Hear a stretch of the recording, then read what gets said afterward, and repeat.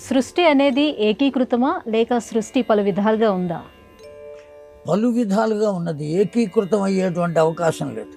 కేవల సంకల్ప మాత్రంగా కలిగేటువంటి సృష్టి. బ్రహ్మ మొట్టమొదట్లో చేసినటువంటి సృష్టి మొత్తం అంతా సంకల్ప మాత్రమైన సృష్టి. తపస్సు చేత సంకల్పం చేసి సృష్టి చేశాడు.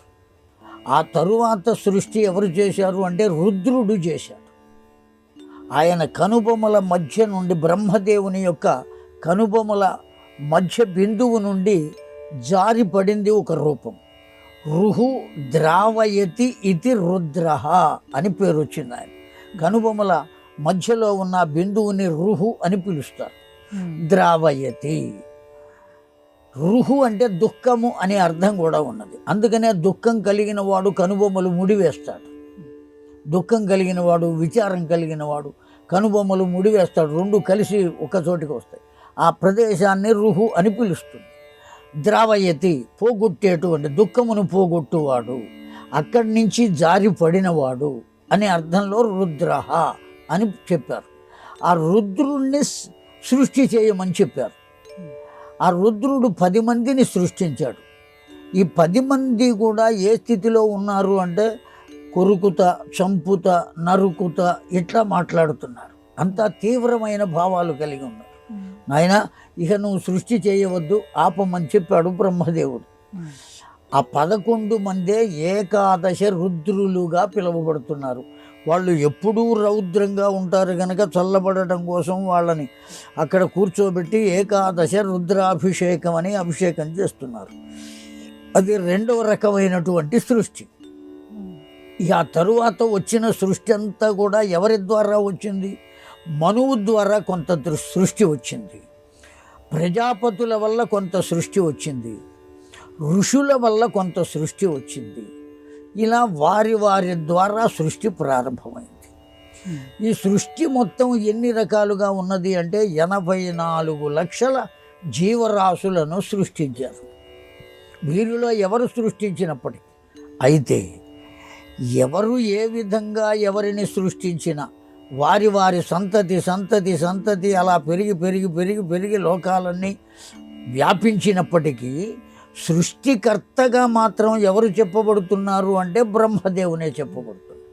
కారణం ఏమంటే మూల పురుషుడు కనుక అతన్ని బ్రహ్మ, అతడే సృష్టికర్త అని చెబుతున్నారు. ఎందుకంటే ఈ సృష్టి చేసే వాళ్ళందరినీ కూడా సృష్టించిన వాడు ఆయనే కదా.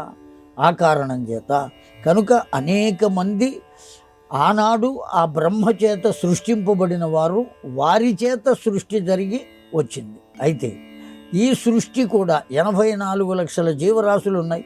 ఆ జీవరాశుల సృష్టి కూడా ఎన్ని రకాలుగా విభజింపబడింది అంటే, మొట్టమొదటిది సంకల్పమాత్ర సంతాన ప్రాప్తి, 2వది దృష్టి మాత్ర సంతాన ప్రాప్తి, 3వది శబ్దమాత్ర సంతాన ప్రాప్తి, 4వది సంభోగమాత్ర సంతాన ప్రాప్తి.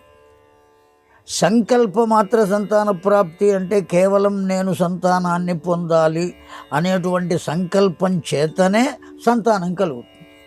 అందులో ఏమాత్రం సందేహం లేదు. దృష్టి మాత్ర సంతాన ప్రాప్తి, చూచి సంతానాన్ని పొందటం. ఇప్పటికీ అటువంటిది ఉన్నది. శాస్త్రవేత్తలు అంగీకరించారు, పరిశోధనలు చేశారు. ఎక్కడ ఉన్నది? నెమలి జాతి. ఆ నెమలి జాతి మొగ నెమలి పురివిప్పి నాట్యం చేస్తుంది. ఆ నాట్యం చేసేటప్పుడు ఆడ నెమలి చూస్తూ నిలబడుతుంది, గర్భధారణ చేస్తుంది. అందుకనే కృష్ణ పరమాత్మ కూడా నెమలి పింఛాన్ని పెట్టుకున్నాడు. దేనికి?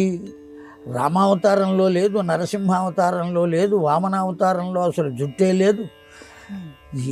ఏ కారణం చేత కృష్ణావతారంలో మాత్రమే పెట్టుకున్నాడంటే, ఎంతమంది సంతానం నాకున్నా వాళ్లకు నాకు ఏ విధమైన శారీరక సంబంధం లేదు అని చెప్పటం కోసమే దృష్టి మాత్ర సంతాన ప్రాప్తి కలిగినటువంటి నెమలి కన్ను ఒకటి, ఆ ఈకను తను ఒక గుర్తుగా మనకు తెలియజేయటం కోసం పెట్టుకున్నాడు. మనం అనేక రకాలుగా మాట్లాడతామన్న సంగతి కృష్ణ పరమాత్మకు ముందే తెలుసు.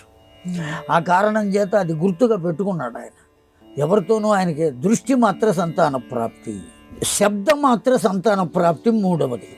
శబ్దం అంటే మంత్రం, ఆ మంత్రము వల్ల కలిగేది. కుంతీదేవికి సంతానం ఎవరి వల్ల కలిగింది అంటే కేవలం దూర్వాస మహర్షి ఇచ్చినటువంటి మంత్ర ప్రభావం చేత.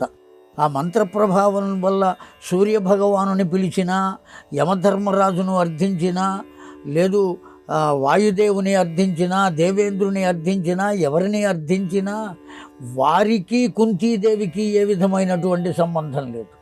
కేవల వరప్రభావం చేత, మంత్రప్రభావం చేత అప్పటికప్పుడు వారు సంతానాన్ని కల్పించారు. సద్యోగర్భం అంతే తప్ప కుంతీదేవికి ఆయా దేవతలకు ఏ విధమైనటువంటి సంబంధం లేదు. మనం ఇష్టం వచ్చినట్లు మాట్లాడే అవకాశం మనకు లేదు. అది శబ్దమాత్ర సంతాన ప్రాప్తి. ఇప్పుడు లోకంలో జరుగుతున్న సంతాన ప్రాప్తిని గురించి మనం ఏమీ చెప్పవలసిన ఆవశ్యకత లేదు. కనుక సృష్టి అనబడేటువంటిది 84 లక్షల రకాలుగా ఉంటే, ఆ సృష్టిని మొట్టమొదట బ్రహ్మదేవుడు చేస్తే, తద్వారా వచ్చినటువంటి ప్రజాపతులు, ఋషులు, మునులు, మనువులు, వారి వారి యొక్క సంతానం ఆ విధంగా పెరిగి లోకంలో వ్యాప్తి జరిగింది. సంతానం ఇన్ని రకాలుగా వచ్చింది. ఈ 84 లక్షల జీవరాశులు. ఇది కాక సంతానం కలగటం ఎలా కలిగింది అనేది ఈ 4 పద్ధతుల వల్ల కలిగింది. కనుక సృష్టి ఎప్పుడూ కూడా ఏకీకృతం కాదు, ఏకోన్ముఖము కాదు.